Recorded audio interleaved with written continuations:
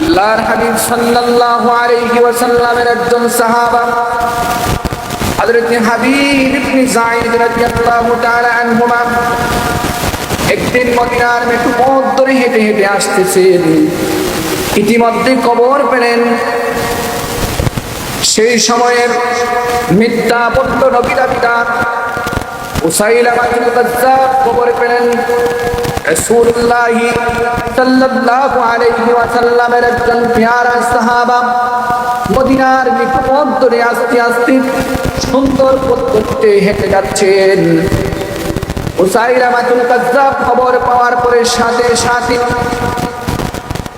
তার অনুসারীদেরকে খবর দিলেন, যাও হাবিব ইবনে যায়েদ রাদিয়াল্লাহু তাআলা আনহুকে আমার পাশে নিয়ে আসো। হাবিব ইবনে যায়েদ রাদিয়াল্লাহু তাআলা আনহুকে উসাইলামাতুল কাজ্জাবের সামনে নিয়ে আসা হলো।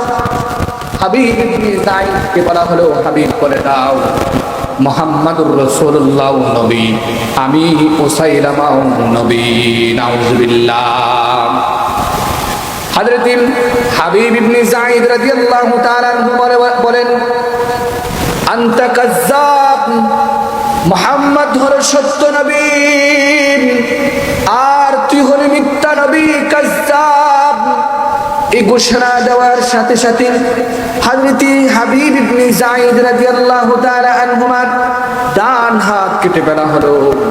আবার ঘোষণা দিলেন, মুহাম্মদ সত্য নবী, তুই বন্ড। ডান হাত কেটে ফেলা হলো, আবার বাম হাত কেটে ফেলা হলো, শরীরের প্রতিটা অঙ্গ প্রত্যঙ্গ কেটে ফেলা হলো। তবুও এক সেকেন্ডের জন্য জীবন রয়েছে। মৃত্যুর অন্তিম মুহূর্ত বলতেছেন, এক সেকেন্ডের জন্য আমি উসাইলামা তোর সামনে মাথা নত করব না। এই বলে হাবিব ইবনে যায়েদ রাদিয়াল্লাহু তাআলা আনহুমা বলেন, আল্লাহর কসম করে বলতেছি তুই বন্ড আর আমার হাবিবুল্লাহ হলেন আল্লাহর সত্য নবী। সুবহানাল্লাহ। অসংখ্য সাহাবায়ে কেরাম রিদওয়ানুল্লাহি তাআলা আজমাইনের ঘটনা শুনতে পেলেন। শোনার পরে হাবিব ইবনে যায়েদ রাদিয়াল্লাহু তাআলা আনহুমার ঘটনা তার আম্মার কাছে গিয়া বলতেছেন, হে হাবিব ইবনে যায়েদের মা, শুনো, তোমার সন্তানকে উসাইলামাতুল কাজ্জাব শহীদ করে দিয়েছে। বলো তোমার কোনো পেরেশানি আছে কিনা? হযরত হাবিব ইবনে যায়েদের মা সে সময় বলেন, আমার সন্তানকে উসাইলামাতুল কাজ্জাবের সামনে মাথা নত করছে কিনা বলো।